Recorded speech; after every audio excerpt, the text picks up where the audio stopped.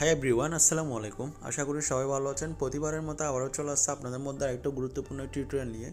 সুপ্রিয় দর্শক, আমি আপনাদেরকে আজকে দেখাবো ইমোতে যে একটা নতুন আপডেট আসছে, সেই আপডেট সম্পর্কে আমি আপনাদেরকে আজকে পুরো ডিসকাস এবং আলোচনা করব।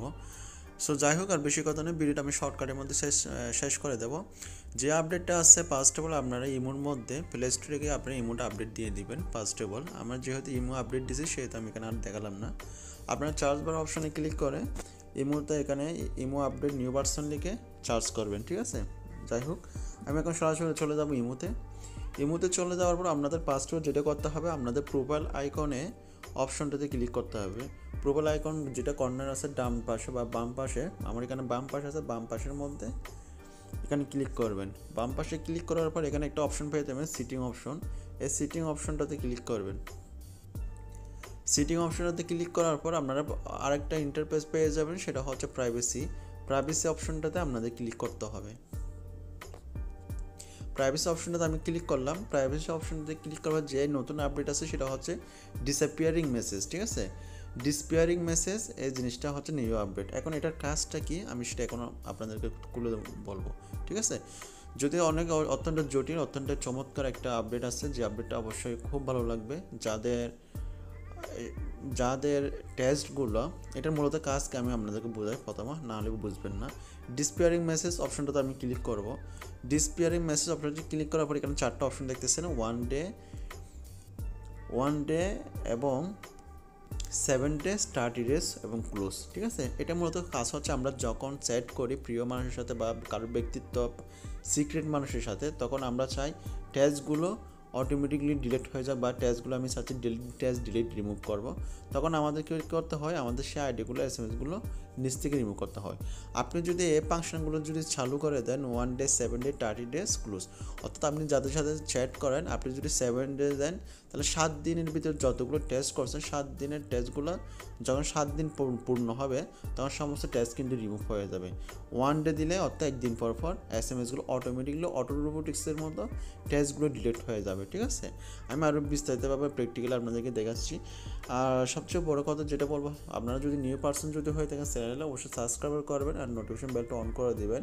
এই চ্যানেলের ভিতরে সবসময় নিত্য নতুন পূর্বের সাথে ভিডিও আপলোড করা হয়। সবগুলো যেসব ভিডিওগুলো দেখবেন খুব কার্যকরী ভিডিও, 100% কাজ হবে, ঠিক আছে।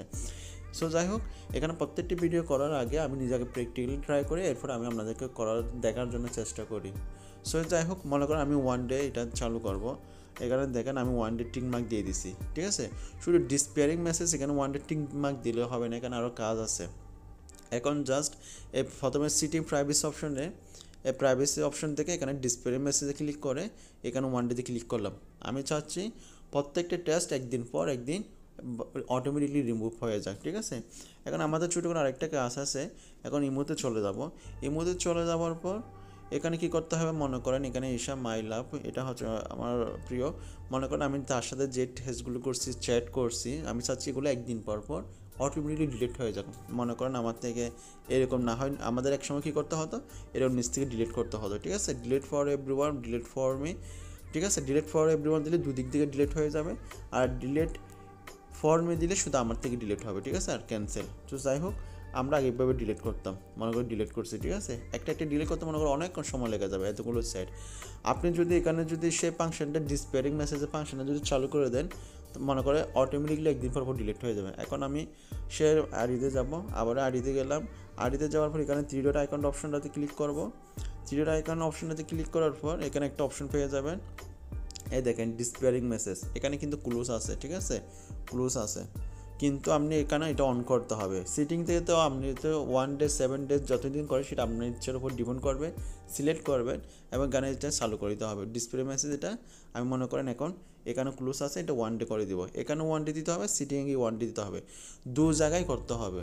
যদি মনে করেন এই জায়গায় করলেন, সিটিংয়ে করেন না মূল সিটিংয়ে, তাহলে হবে না, দুটো জায়গায় চালু করতে হবে, ঠিক আছে। আমি অনেক ভিডিওর মধ্যে দেখছি তারা একটি জিনিস বলে না, শুধু এই সিটিংটা দেখায়। এই সিটিংটা করলে কখনো কিন্তু ডিলিট হবে না, কিন্তু আমরা মূল সিটিংয়েও 1 ডে করতে হবে, আর এখানে যার আইডিতে করবেন সেই আইডিতেও চালু করতে হবে, ঠিক আছে।